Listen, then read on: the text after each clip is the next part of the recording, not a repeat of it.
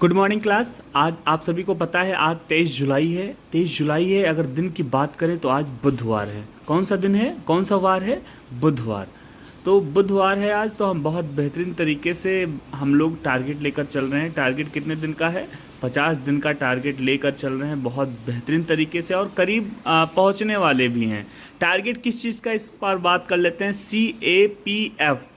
CAPF मतलब central arm police force, BSF border security force, HCM और ASI मतलब head constable minister और assistant sub inspector की बहुत बेहतरीन तरीके से हम लोग तैयारी कर रहे हैं। 50 दिन में हम लोगों ने सिलेबस भी कंप्लीट किया है और 2 बार रिवीजन कर लिया है ना।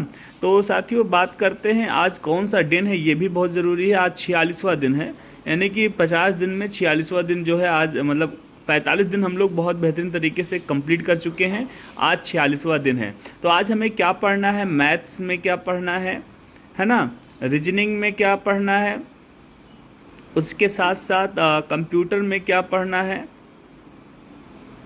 और फिर हम बात करेंगे हिंदी में क्या पढ़ना है। साथियों, टारगेट देने का मेरा एक ही उद्देश्य होता है कि हर दिन आपको क्या पढ़ना है ये पता चल जाता है, और एक दिन हर दिन मैं एक एक छोटा छोटा टारगेट देकर कंप्लीट करा रहा हूँ। इससे क्या होगा, आपको पता भी नहीं चलेगा और कम समय में आप पूरा सिलेबस को कवर भी कर लेंगे। तो बस यही एक उद्देश्य होता है, इसीलिए मैं आप सभी को टारगेट देता हूँ, बाकी और कोई उद्देश्य नहीं है। उद्देश्य सबसे अच्छा ये है कि मतलब जिससे आप पूरे सिलेबस को देखते हो तो सोचते हो अरे राम इतना पढ़ना है, लेकिन अगर छोटे छोटे उन सिलेबस को अगर छोटे छोटे टुकड़ों में विभाजित कर देते हैं, उसके बाद पढ़ते हैं, तो हमें पता भी नहीं चलता और हम पूरे सिलेबस को कवर कर लेते हैं। तो बस वही मैंने आप सभी के साथ किया। जो भी स्टार्टिंग से हमारे 50 दिन हम लोग के साथ बने थे, उन्होंने इस चीज़ को महसूस किया होगा कि सिलेबस के हर एक कोने को उन्होंने कवर कर लिया है, रिवीजन भी कर लिया है, दूसरी बार रिवीजन कर रहे हैं ना।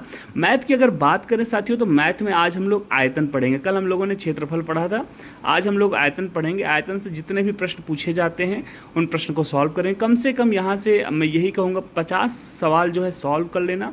आयतन के जो है बेसिक कॉन्सेप्ट क्या है, किस प्रकार से, देखो ये सारे जो हैं फार्मूला बेस्ड होते हैं, इसमें आपको फार्मूला जो है रटना पड़ेगा। तो मैं यही कहूँगा, रटने से अच्छा है कि जिससे कोई कॉन्सेप्ट उठाओ उसका मतलब जो फार्मूला याद करो उसी पर बेस्ड कम से कम 10 सवाल जो है लगा लो। इस प्रकार से 10-10 करके 50 सवाल आप लोग सॉल्व कर लेना, ठीक है। उससे क्या होगा, वो फार्मूला आपके दिमाग में सीधे बस जाएगा, और जहाँ भी पढ़ते हैं, जहाँ भी आपका डेस्क है या लाइब्रेरी है, वहाँ पे लिख के वो सारे फार्मूला जो है चिपका दें, ताकि नज़र में बना रहे और दबा के प्रैक्टिस करें क्वेश्चनों की।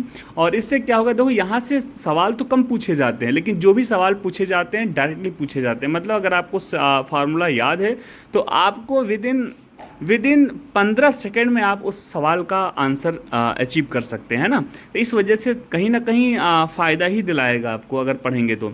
रीजनिंग की अगर बात करें साथियों, तो आज फिर हम वही आकृति की पूर्ति यही पढ़ेंगे। कल भी हम लोगों ने यही पढ़ा था, आज फिर से यही पढ़ेंगे, क्योंकि यहाँ से क्वेश्चन आता है और गलतियां हो जाती हैं। तो ऐसे क्वेश्चन में गलतियां नहीं करना है, खासकर समय ज़्यादा नहीं देना है। इस वजह से आज फिर से रिवीजन करेंगे। मैं आपसे यही कहूँगा, थोड़ा सा प्रीवियस ईयर पेपर को देखना, किस प्रकार से सवाल यहाँ से पूछे जाते हैं, बनते हैं ना। अगर बात करें कंप्यूटर में क्या पढ़ेंगे साथियों, कंप्यूटर में आज पढ़ना है, पढ़ने के साथ साथ लिखना भी है। क्या लिखना है? इनपुट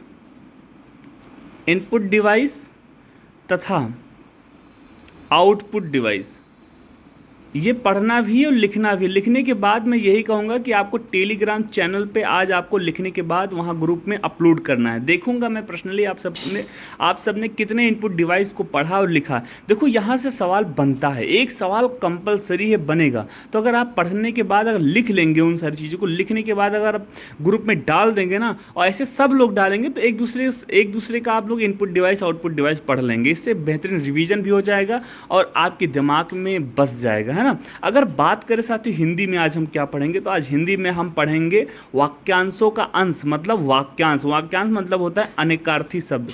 आज हम लोग अनेकार्थी शब्द को पढ़ेंगे बेहतरीन तरीके से। अनेकार्थी शब्द यहाँ ये बहुत इंपॉर्टेंट है, एक क्वेश्चन जो है यहाँ से डायरेक्ट पूछा जाता है। अनेकार्थी शब्दों के लिए एक शब्द, है ना, एक शब्द ऐसा होता है, एक शब्द। यहाँ से पूछेंगे डायरेक्ट। तथा हमने हिंदी प्लेलिस्ट बना रखी, वहाँ पर हमने इस चैप्टर को पढ़ाया है बहुत बेहतरीन तरीके से। हमने कोशिश किया है 100 प्लस ऐसे अनेकार्थी शब्द लेकर आया हूँ, एक शब्द के अनेक अर्थ मैंने बताया है, ताकि आपको बेहतरीन तरीके से चीज़ समझ में आ जाए। देखो अनेकार्थी शब्द का मतलब क्या होता है, मतलब एक शब्द के अनेक अर्थ, अनेकों अर्थ, है ना।